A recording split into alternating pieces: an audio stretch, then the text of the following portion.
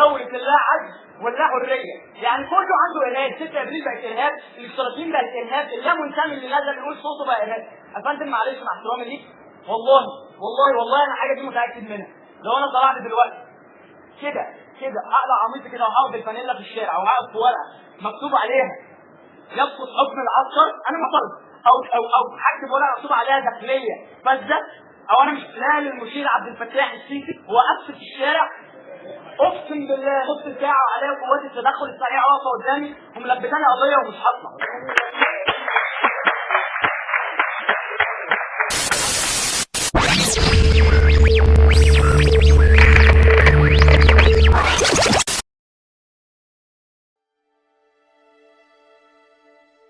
قصتي غريبة شويتين. بالمناسبة القصة دي قصة حقيقية. أعرفكم بنفسي الأول، أنا فلان الفلاني، طالب في كلية الهندسة. أما قصتي باختصار وفي سطرين: تم القبض عليا يوم 6/3/2014 بتهمة التظاهر. قضيت في السجن 4 شهور ونص، وبعدها تم إخلاء سبيل. خرجت للحرية لمدة 2 شهور، وبعدين تم النطق بالحكم في قضيتي ب6 شهور حبس. من الآخر يعني الحكومة عاوزة مني 2 شهر أو أقل شوية. وبعد سؤال المحامين والتفكير قررت إني أسلم نفسي. بس قبل ما أعمل كده قررت إني أعمل كل حاجة بحبها كأني هعملها آخر مرة في حياتي.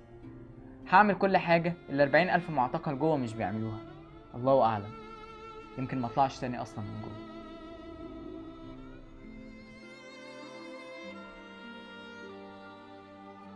جميل هو إحساس أن تعيش لحظة تحبها وكأنها لن تتكرر ولن تأتي أبدا، رغم ما يعانيه قلبك من ألم، لأنه يعلم أنه من الممكن ألا تمر تلك اللحظة عليه من جديد. إحساس أن تفعل ما تحب لآخر مرة. وجميل أكتر إنك تكون اتحبست قبل كده، لأنك هتبقى عارف روحك محتاجة تتشحن بإيه عشان تعيش جوه أكتر.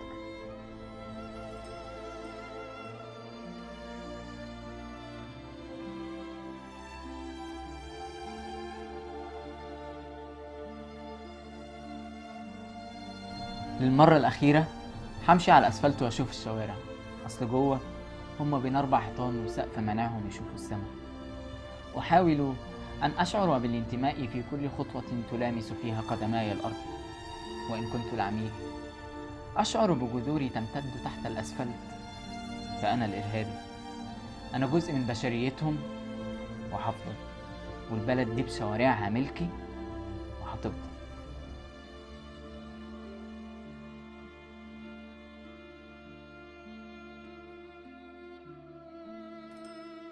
تعالي انت مستخبيه هناك ليه؟ تعالي يلا.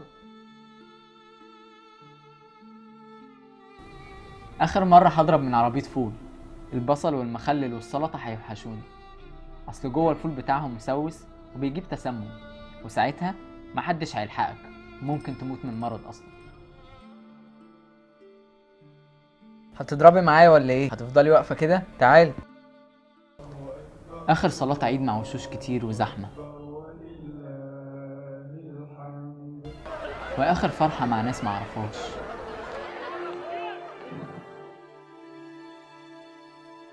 واخر صوره مع طفله حلوه مستقبلها مجهول، وطفل مش عارف ان احتمال بكره بلده تجلده لو نطق وقال لها حريه. للمره الاخيره اغرق جسدي كاملا بالبحر. انا بيتهيألي لو عبيت ميه البحر في ازايز ووزعتها جوه على الناس هيطيروا من الفرح، اصل رمله وميه البحر وحشتهم جوه قوي على فكره.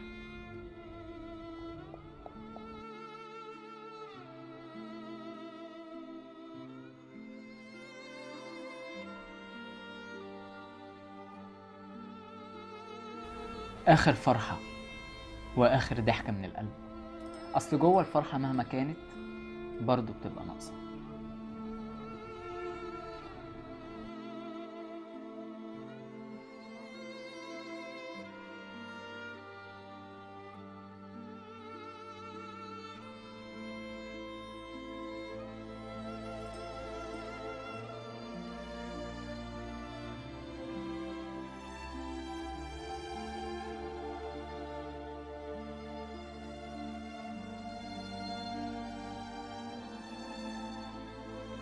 ممكن اعرف بقى انت دلوقتي زعلانه ليه؟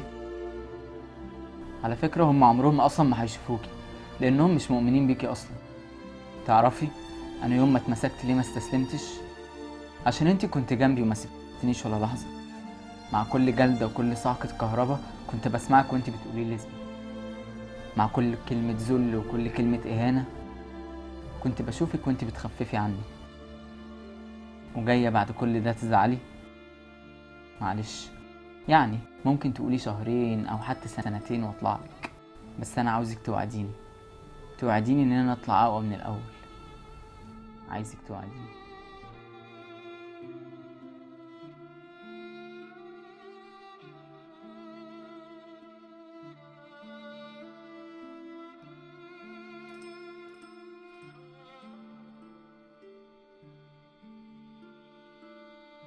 يلا ارجعي انت، كفايه لحد كده. وتأكدي ان مهما طال الزمن انا بكره جاي، ومهما حصل هتفضلي هنا وهنا. سلام.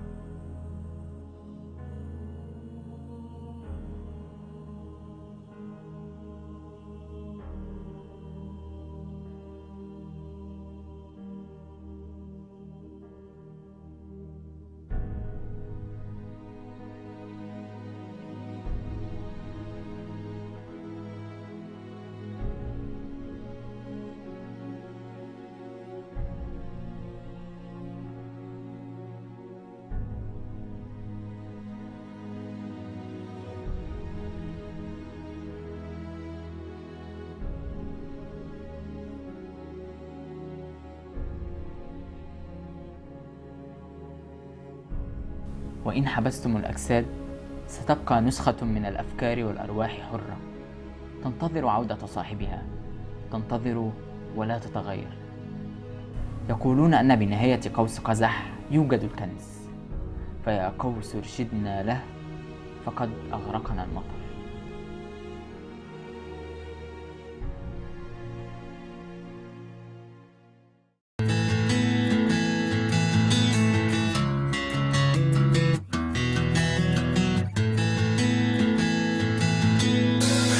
I can see every tear you've cried, like an ocean in your eyes.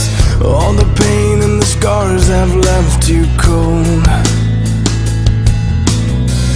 I can see all the fears you face, and through a storm that never goes away. Don't believe all the lies that you've been told. I'll be right here